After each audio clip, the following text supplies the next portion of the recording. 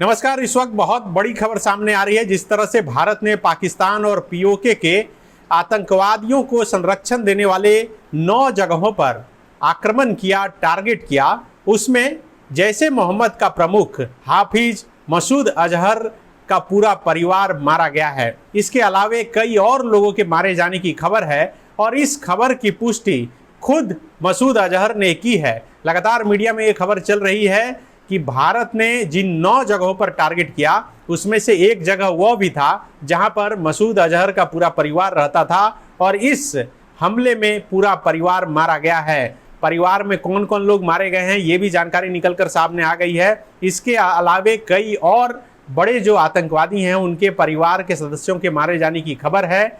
मसूद अजहर के 4 प्रमुख जो लोग जो आतंकवादी थे उनके भी उस जगह पर मारे जाने की खबर है। जो जानकारी निकलकर सामने आ रही है उसके अनुसार पाकिस्तान के बहावलपुर इलाके में जहां पर ये जैसे मोहम्मद का प्रशिक्षण शिविर कह सकते हैं जहां पर था, वहीं पर ये अटैक हुआ है और वहीं पर ये सारे लोग मारे गए हैं।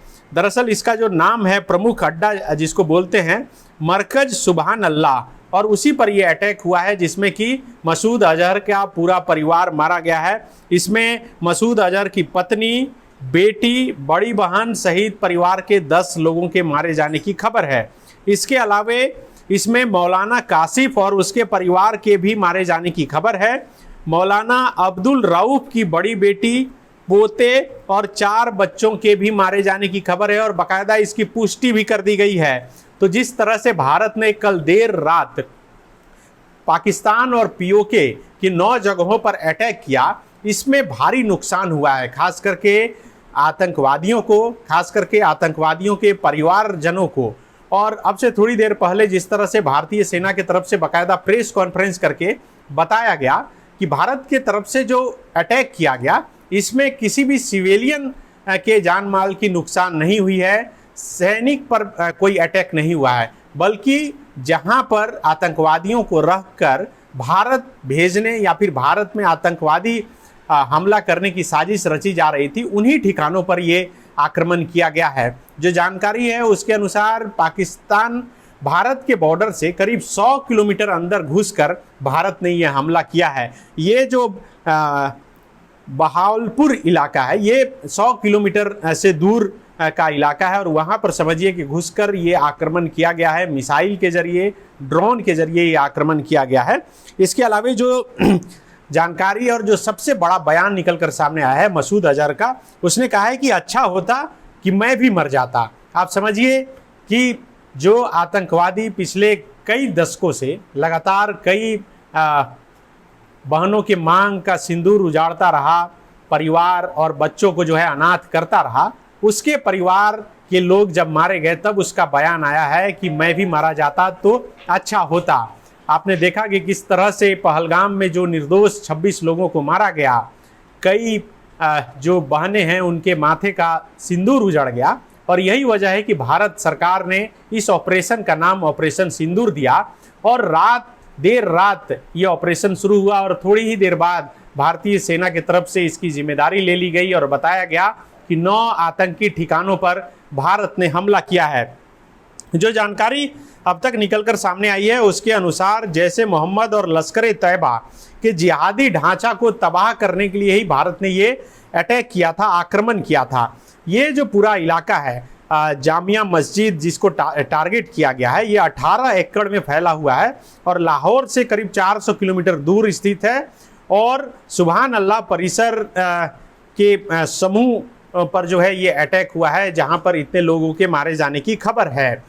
आप सब जानते हैं कि हाफिज मसूद अजहर जिसे भारत ने गिरफ्तार भी कर लिया था 1994-95 के आसपास, लेकिन 1999 में जब प्लेन हाईजैक हुआ तब कंधार में ले जाकर उसे और उसके 2 आतंकी साथियों को जो है छोड़ना पड़ा था। तब से भारत के निशाने पर हाफिज मसूद अजहर था और तब से उसकी तलाश थी, लेकिन अभी भी वो बच निकला है, लेकिन उसके परिवार के लोग मारे गए हैं। 1 मई 2019 को संयुक्त राष्ट्र सुरक्षा परिषद ने मसूद अजहर को जो है अंतर्राष्ट्रीय आतंकवादी भी घोषित किया है। अब इस हमले से लगातार कई बड़ी खबरें निकलकर सामने आ रही है। बताया जा रहा है कि भारी नुकसान हुआ है। और इस नुकसान के बाद पाकिस्तान की जो सोच है, जो मानसिकता है, वो भी निकलकर सामने आई है। क्योंकि जिस तरह से जो घायल हुए हैं, जो कहा जा रहा है कि जिन आतंकी ठिकानों पर हमला हुआ है, उनसे मिलने पाकिस्तान के आर्मी के ऑफिसर भी मुलाकात करने के लिए जा रहे हैं, उनका हाल चाल ले रहे हैं। तो इस पर भी कई सवाल खड़े हो रहे हैं और बताया जा रहा है कि किस तरह से पाकिस्तान सपोर्ट करता है खुलेआम। ये बात अब खुलकर सामने आ गई है। लेकिन फिलहाल भारत की तरफ से ऑफिशियल बयान यही आया है कि भारत ने जो हमला किया है, ये किसी सिविलियन को नुकसान नहीं हुआ है इससे, और न ही पाकिस्तान के सैन्य को भी इससे नुकसान हुआ है, बल्कि उन इलाकों में, उन जगह पर यह अटैक हुआ है, चुन चुन कर अटैक किया गया है जहां पर आतंकियों को पनाह दी जा रही थी। आप समझिए कि पहलगाम में जिस तरह से आतंकियों ने मारा, और मारने के बाद, मारने से पहले धर्म पूछा, और मारने के बाद जिन लोगों को मारा उनकी महिलाओं को कहा गया कि जाकर मोदी को बता देना, तो मोदी ने कहा था कि मिट्टी में मिला देंगे। तो अब जिस तरह से ये अटैक किया गया है और आतंकी के ठिकानों पर अटैक किया गया है, उससे जवाब उन आतंकियों को मिल गया है कि आपने मोदी तक जो संदेश, जो पैगाम भेजा था, मोदी ने अपने अंदाज में जवाब दे दिया है।